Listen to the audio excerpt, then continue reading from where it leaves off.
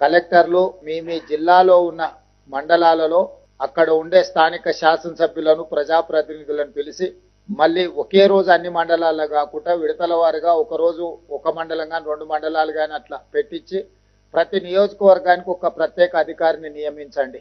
ఒక ఆర్డీఓ స్థాయి అధికారిని కానీ జిల్లాలో ఉండే కలెక్టర్లను కానీ అడిషనల్ కలెక్టర్లను కానీ జిల్లా స్థాయి అధికారులను ఒక్కొక్క నియోజకవర్గానికి బాధ్యత వేసి ఆ నియోజకవర్గంలో ఉండే మండలాలను కార్యాచరణ చేసుకొని ఆ కార్యాచరణలో స్థానిక ఎంపీలను కానీ ఎమ్మెల్యేలను కానీ ఎమ్మెల్సీలను కానీ ఎన్నికైన ప్రజాప్రతినిధులను కూడా ఇందులో భాగస్వాములను చేసి ఆ మండల సమైక్య ఆధ్వర్యంలో మహిళలందరినీ పిలిపించి ఒక పండుగ వాతావరణంలో మీరు ఈ కార్యక్రమాన్ని తీసుకోవాలి.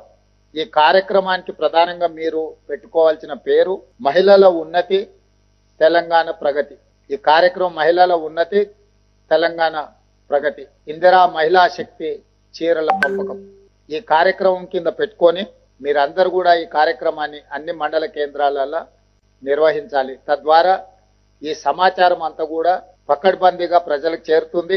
ఎవరైనా లబ్ధిదారులకు సమాచారం లేకపోయినా మండల స్థాయిలో మీరు కార్యక్రమం తీసుకోవడంతో ప్రతి ఒక్కరికి ఈ సమాచారం అందుతుంది. అదేవిధంగా ప్రభుత్వం దాదాపుగా 27,000 కోట్ల రూపాయలు ఇప్పటి వరకు మీకు వడ్డీ లేని రుణాల కింద ఇవ్వడం జరిగింది.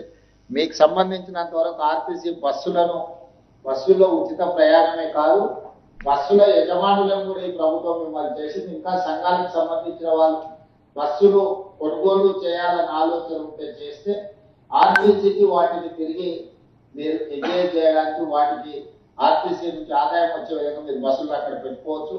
అదేవిధంగా స్కూళ్లలో యూనిఫామ్స్ కుట్టే బాధ్యత కూడా మీకే ఇచ్చినాం. ఈరోజు దాదాపుగా మీకు ఈ విషయంలోనే 30 కోట్ల రూపాయల ఆదాయం వచ్చే విధంగా రాష్ట్ర ప్రభుత్వం నిర్ణయం తీసుకున్నది.